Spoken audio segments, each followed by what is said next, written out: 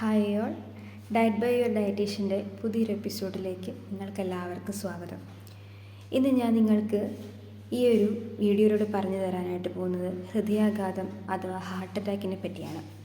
Heart attack വരാനുള്ള കാരണം എന്താണെന്നും ഭക്ഷണത്തിലൂടെ നമുക്ക് എങ്ങനെ അതിനെ കൺട്രോൾ ചെയ്യാം അല്ലെങ്കിൽ പ്രിവെൻറ്റ് ചെയ്യാം എന്നതിനെ പറ്റിയൊക്കെയാണ് ഇന്നത്തെ വീഡിയോയിലൂടെ നമുക്ക് പറഞ്ഞു തരാനായിട്ട് പോകുന്നത്. നമുക്കറിയാം, ഇന്ന് മുതിർന്നവരെ പോലെ തന്നെ ചെറുപ്പക്കാരിലും ഹാർട്ട് അറ്റാക്ക് എന്ന അസുഖം കൂടുതലായും കണ്ടുവരികയാണ്. ഇത് കൂടുതലായിട്ടും കണ്ടുവരുന്നതിൻ്റെ കാരണമെന്ന് പറയുന്നത് നമ്മുടെ ലൈഫ് സ്റ്റൈൽ തന്നെയാണ്. നമ്മുടെ തെറ്റായ ഭക്ഷണ രീതിയാണ് ഇതിൻ്റെ പ്രധാന കാരണമെന്നാണ് പഠനങ്ങൾ പറയുന്നത്. അപ്പോൾ ഇന്നത്തെ ഈ വീഡിയോയിലൂടെ ഞാൻ നിങ്ങൾക്ക് എങ്ങനെയൊക്കെ ഭക്ഷണത്തെ ക്രമീകരിക്കണമെന്നും എന്തൊക്കെ കാര്യങ്ങൾ നിങ്ങളുടെ ജീവിതത്തിൽ ആഡ് ചെയ്യണം എന്നതിനെ പറ്റിയൊക്കെയാണ് പറയാനായിട്ട് പോകുന്നത്. അപ്പോൾ എൻ്റെ വീഡിയോ ഇതുവരെ സബ്സ്ക്രൈബ് ചെയ്തിട്ടില്ലെങ്കിൽ സബ്സ്ക്രൈബ് ചെയ്യുക, ലൈക്ക് ചെയ്യുക, അതുപോലെ തന്നെ മറ്റുള്ളവർക്കും കൂടെ ഇത്തരത്തിലുള്ള ഇൻഫോർമേറ്റീവായ വീഡിയോസ് ലഭിക്കാനായിട്ട് ഷെയർ കൂടെ ചെയ്യാനായിട്ട് ശ്രദ്ധിക്കുക. അപ്പോൾ നമുക്ക് എന്താണ് അതിൻ്റെ കാരണമെന്നും ഏതൊക്കെ ഭക്ഷണ സാധനങ്ങൾ ഉൾപ്പെടുത്തണമെന്നും നമുക്ക് നോക്കാം. ഹാർട്ട് അറ്റാക്ക് അഥവാ ഹൃദയാഘാതം വരാനായിട്ട് പലതരത്തിലുള്ള കാരണങ്ങളുണ്ട്. അതിൽ ചില കാരണങ്ങളെന്ന് പറയുന്നത് ഒന്നാമത്തേത് സ്മോക്കിംഗ് ആണ്, പുകവലി നമുക്ക് ഹാർട്ട് അറ്റാക്ക് ഉണ്ടാക്കാനായിട്ടുള്ള സാധ്യത കൂടുതലാണ്.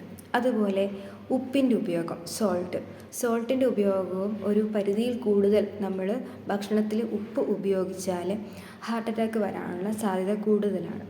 അതുപോലെ തന്നെയാണ് ഡയബറ്റീസ്, അതായത് നമ്മൾ ഷുഗറിൻ്റെ ഉപയോഗം കൂടുതലായിട്ട് ഉണ്ടെങ്കിൽ അത് ഡയബറ്റീസ് ഉണ്ടാവാനായിട്ടുള്ള സാധ്യതയുണ്ട്. അപ്പോൾ ഇതും നമുക്ക് ഹാർട്ട് അറ്റാക്ക് വരാനായിട്ടുള്ള ഒരു സാധ്യതയാണ്. അതുപോലെ തന്നെ മറ്റൊന്നാണ് കൊളസ്ട്രോൾ എന്ന് പറയുന്നത്. കൊളസ്ട്രോൾ അടങ്ങിയ ഭക്ഷണ പദാർത്ഥങ്ങൾ നമ്മൾ കൂടുതലായിട്ട് കഴിക്കുമ്പോൾ നമ്മുടെ രക്തക്കുഴലുകളിൽ ഈ ബ്ലഡ് ഫ്ലോ കുറയ്ക്കുകയും കൊളസ്ട്രോൾ അടിഞ്ഞുകൂടി നമ്മുടെ ബ്ലഡ് ഫ്ലോ ചെയ്യാൻ വേണ്ടിയിട്ട് പമ്പ് ചെയ്യാൻ സാധിക്കാതെ വരികയും അതവിടെ വെച്ച് ബ്ലോക്ക് ചെയ്യുകയും ചെയ്യുന്നു. അപ്പോൾ അങ്ങനെ വരുമ്പോൾ നമുക്ക് ഹാർട്ട് അറ്റാക്ക് വരാനായിട്ടുള്ള സാധ്യത കൂടുതലാണ്. അതുപോലെ മറ്റൊന്ന് എന്ന് പറയുന്നതാണ് ഹൈപ്പർ ടെൻഷൻ, അമിതമായ രക്തസമ്മർദ്ദം. ഹൈപ്പർ ടെൻഷൻ വന്നു കഴിഞ്ഞാലും നമുക്ക് ഹാർട്ട് അറ്റാക്ക് വരാനായിട്ടുള്ള സാധ്യത വളരെയേറെ കൂടുതലാണ്. പിന്നെ നമ്മുടെ ഭക്ഷണ രീതി എന്ന് പറയുന്നത് പ്രോസസ്ഡ് ആയിട്ടുള്ളതും അതുപോലെ തന്നെ കരിച്ചത് മുരിച്ചതൊക്കെ നമ്മൾ കൂടുതലായിട്ട് ഡീപ്പ് ഫ്രൈ ചെയ്തിട്ടുള്ള ഭക്ഷണ പദാർത്ഥങ്ങൾ കഴിക്കുമ്പോൾ അത് നമ്മുടെ ശരീരത്തിലെ കൊഴുപ്പിൻ്റെ അളവ് കൂട്ടുകയും അതുപോലെ തന്നെ നമ്മുടെ ബ്ലഡ് പമ്പ് ചെയ്യാനായിട്ടുള്ള സാധ്യതകളെ കുറയ്ക്കുകയും ചെയ്യുന്നു. അങ്ങനെ വരുമ്പോൾ നമ്മുടെ ഹാർട്ടിന് അത് പ്രോബ്ലമായിട്ട് വരുന്നു. അപ്പോൾ നമുക്ക് ഹാർട്ട് അറ്റാക്ക് നോർമലി ഉണ്ടാവാവുന്നതാണ്.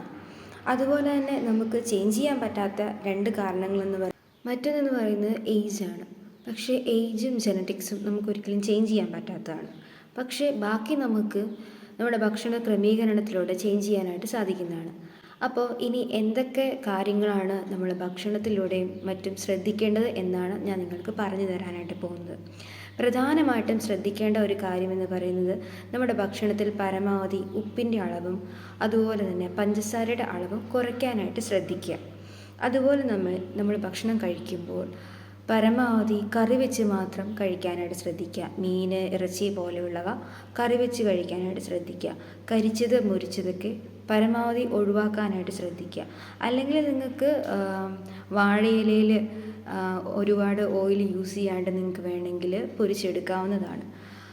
അതുപോലെ തന്നെ ശ്രദ്ധിക്കേണ്ട മറ്റൊന്നെന്ന് പറയുന്നത് കൂടുതലായിട്ടും ഭക്ഷണത്തിൽ ഇലക്കറികൾ, പച്ചക്കറികളൊക്കെ ഉൾപ്പെടുത്തി കഴിക്കാനായിട്ട് ശ്രദ്ധിക്കുക.